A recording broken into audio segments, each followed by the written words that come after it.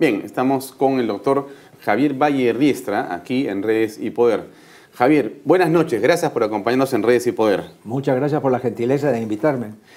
Javier, para ponernos en contexto y en coyuntura política, han salido encuestas hace poco, ayer y hoy día, que ponen al candidato Alan García Pérez y a su propuesta de Alianza Popular en un cuarto lugar. En una encuesta del día de ayer, CPI le da un 7%, está en cuarto lugar, primero está la señora Keiko Fujimori, está el señor Acuña, el señor Pedro Pablo Kuczynski, y después está Alan García Pérez, y después está Julio Guzmán. Y hoy día, una nueva encuesta cambia el segundo puesto, lo troca, pero Alan sigue estando en el cuarto lugar con 6 puntos. La pregunta que te hago es, y tú has señalado hace algunos días, que esa alianza popular, sobre todo el PPC, es un lastre para el APRA. ¿Cuál es tu visión mirando estas encuestas de esa situación? Bueno, yo creo que el APRA tiene una pujanza y una capacidad electoral mayúscula y que en este instante no se refleja tal como debería ser porque la campaña electoral propiamente dicha no ha comenzado.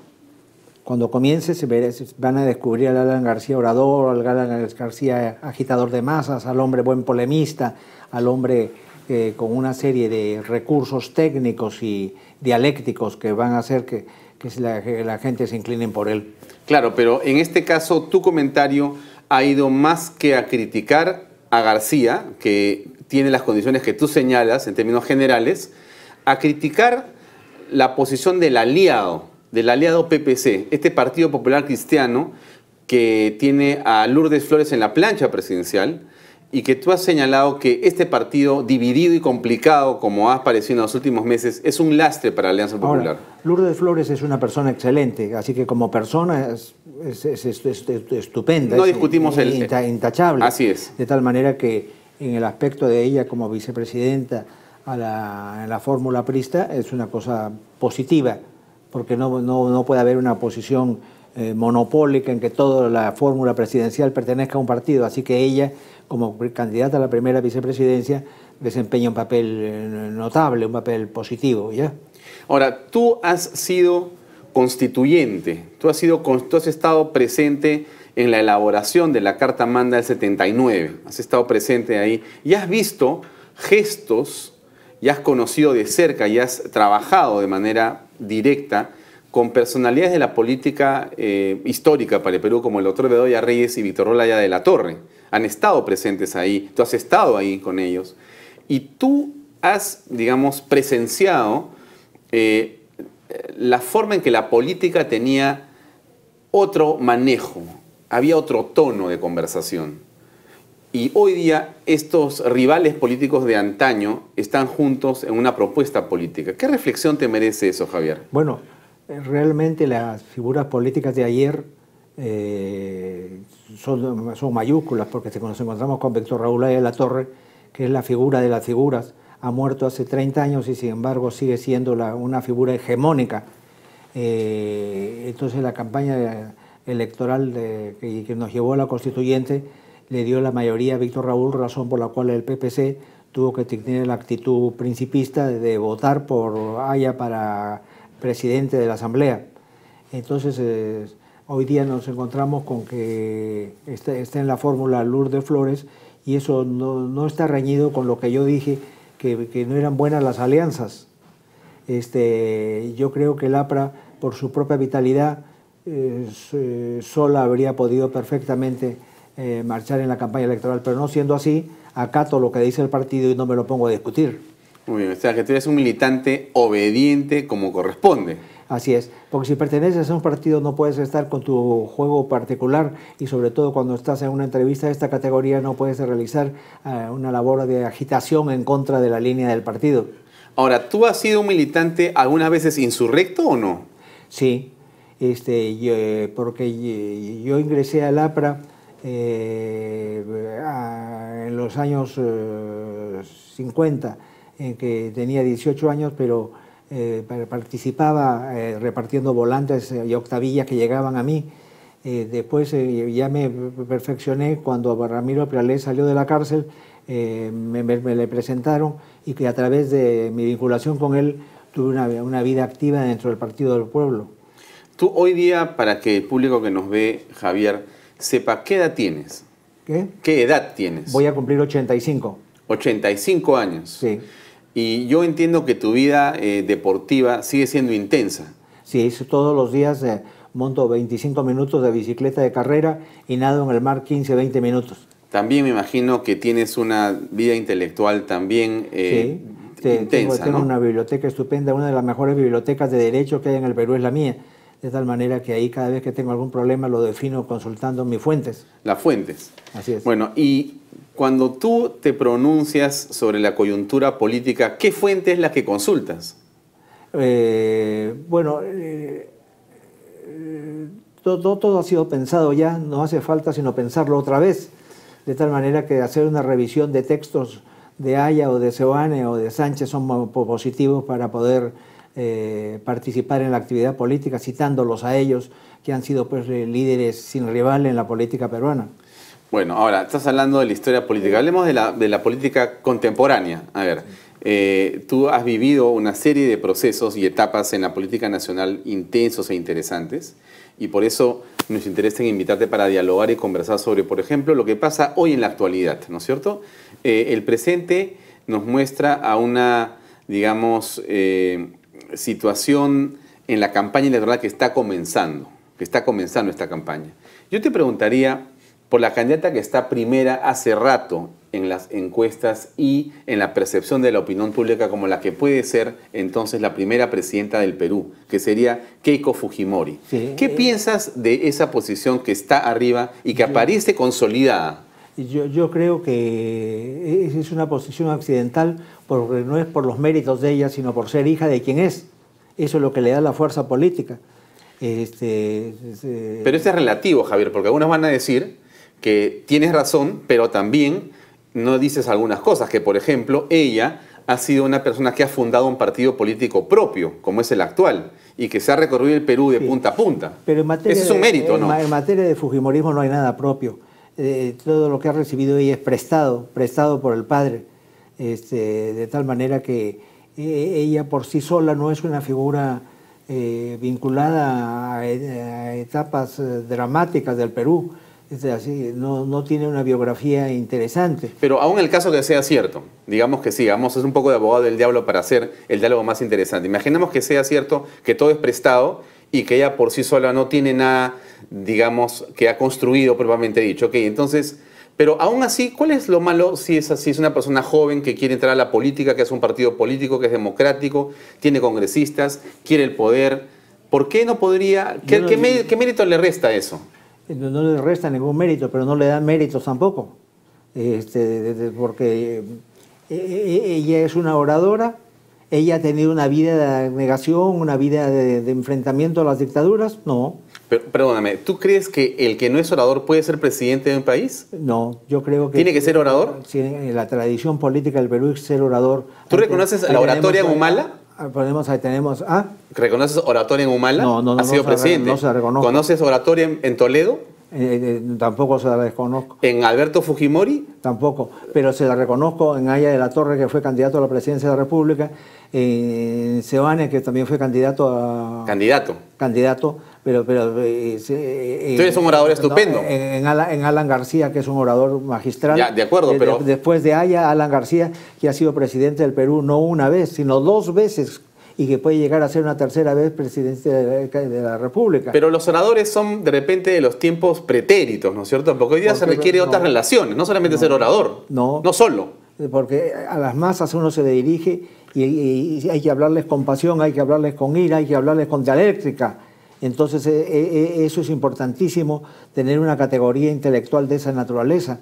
Un mudo, un tartamudo en el futuro peruano no tiene gran destino. Qué curioso, has hablado de la palabra, has dicho la palabra mudo, y me ha traído a la memoria al alcalde de Lima, que se ha ganado la chapa de El Mudo, porque no es necesariamente un orador de polendas. Así es. Pero él ha sido alcalde ya 3 veces ¿Cómo explicas que una persona sea alcalde de una ciudad tan complicada como Lima y haya ganado limpiamente sus votaciones y tenga hoy en la actualidad, sin haber pronunciado una palabra, una popularidad del 65 al 70%? Eso es inexplicable. Habría que hacer un psicoanálisis de la población del país. Como un hombre que no es un caudillo, un hombre que no es un orador, un hombre que no es un polemista, un hombre que no es una figura que apasione a las multitudes, resulta electo 3 veces. Ese es un fenómeno morboso de la política peruana, el que aparezca él con esas condiciones. Personalmente yo lo conozco y es un hombre simpático, sencillo, natural, pero si tengo que juzgarlo políticamente tengo que ser severo con él. No aparece con méritos como para haber obtenido esas 3 reelecciones. Eso es habría que... ¿Cómo es que ha logrado esas victorias? Pero de repente, Javier, el requisito de la oratoria no es un requisito tan importante para ser una autoridad electa. De repente no, tan importante. A la luz de lo que estamos viendo. Ahora estamos en una campaña electoral en que está participando Alan García. ¿Sí o no? Sí. Sí, claro, por supuesto.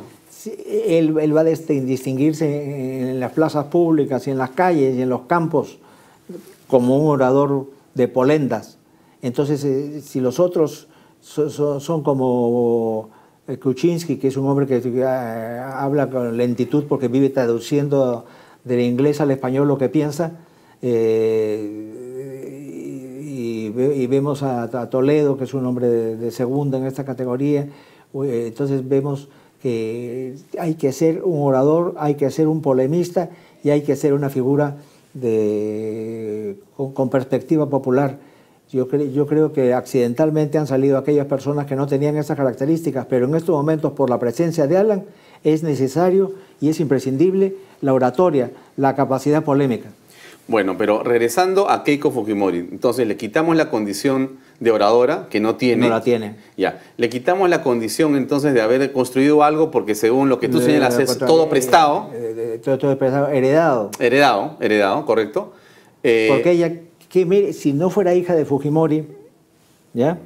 Y Poti fuera la señora Keiko fulanita de tal, ¿cómo habría podido construir ese partido? ¿En virtud de qué argumentos? ¿En virtud de qué tesis? No las tendría, pero en cambio aquí ella no dice yo he hecho tal esto, sino que fluye del ambiente todo lo que hizo el padre de positivo, no de negativo. Y en todo caso el padre aparece como un mártir, ¿no? Claro, ahora, pero ella tiene una consistente votación o por lo menos intención de voto en los últimos años en el país. Sí. ¿Tú crees, y sobre todo en los segmentos populares, ¿no es cierto? Entonces, ¿tú crees que esos segmentos populares que alguna vez votaron por García, que están confundidos y por eso están con Keiko Fujimori? Repite que no te entendí. Te pregunto, porque la impresión que tengo entonces es que tú crees que la gente que siga a Keiko podría estar confundida. Sí. ¿Te parece eso? No, no está confundida. Entonces, ¿por qué ella tiene no está confundida porque la siguen como heredera, como causahabiente de los méritos del padre. Como el padre está maniatado, como el padre está inhibido, como el padre está interdicto, como el padre está proscrito, entonces eso se endosa ipso iure a favor de ella. Así que no es por sus méritos son el derecho de sangre, el ser hija de Alberto Fujimori. Entonces, ¿tú no reconoces ningún mérito político a Keiko Fujimori? No se ninguno. No me impresiona en lo más mínimo esa señora. Una pregunta, Javier, ¿tú la has visto personalmente? ¿A ella? ¿Has conversado con ella? No. Hemos estado juntos en el Parlamento, en algún momento fuimos simultáneamente congresistas y mis conversaciones con ella han sido superficiales. Yo la juzgo por lo que veo en la televisión, por las declaraciones que hace. Como todo ciudadano, ¿no es cierto? Sí, pero personalmente no... Hola, ¿cómo estás? Un abrazo y nada más. Tendría que inventar. Hablé con ella y me desilusionó. No, nada de eso. Eso no lo voy a decir.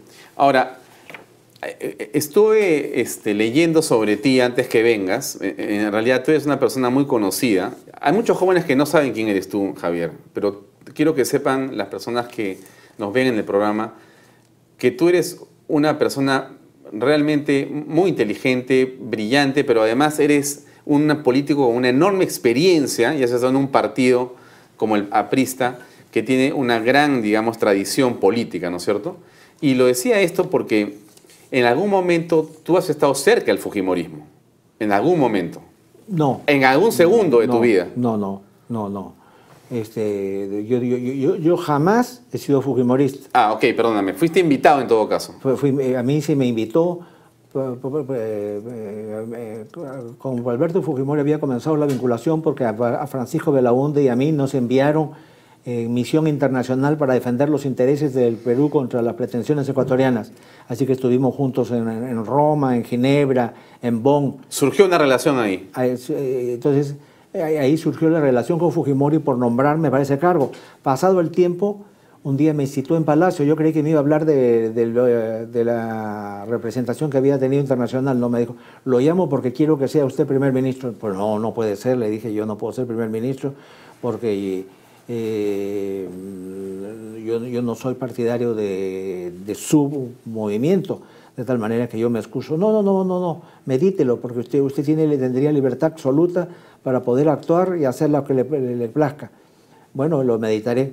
Entonces ahí en la soledad, que es mala consejera, dije voy a aceptar el cargo para mantener ahí mi posición política y mis principios y sostenerlos.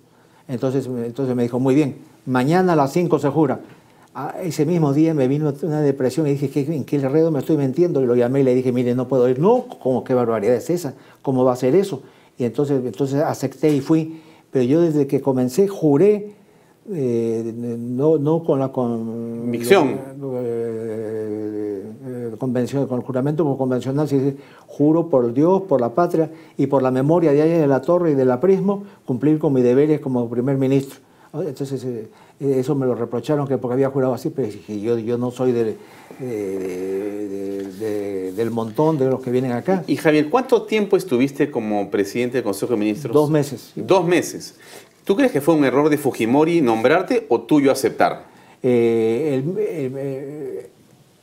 Pero cuando releo lo que hice, aunque hablé de restaurar la Carta de 1979, de las ventajas del bicameralismo contra el unicameralismo, cuando sostuve la tesis de la unidad, de la necesidad de la unidad continental, etcétera, y sostuve mis propios principios. Tanto es así que Fujimori me decía, pero no haga esto, espere, yo también soy partidario de eso. Y como no esperé ni lo coticé, seguí sosteniendo mis teorías. Me fui a Europa 15 días, volví, y al volver me encontré con un Fujimori que estaba totalmente contra mí, porque no le gustaba mi posición política. Ya ahí terminó, ahí. Y tú conociste a Fujimori de cerca, entonces. ¿Has conversado con él sobre política porque eras el presidente del Consejo de Ministros? Así es. ¿Te causó una impresión de qué tipo? No me causaba la impresión de una persona deshonesta, me causaba la impresión de una persona vehemente, decidida, intransigente. Ya. Bueno, hemos hecho este paso por el fujimorismo, vamos a pasar a hablar del segundo en la lista, que es Acuña, ¿no? Pero vamos a una pausa comercial, Javier, y regresamos enseguida, amigos, con Javier Valle Riestra para continuar con este análisis político de los candidatos aquí en Redes y Poder.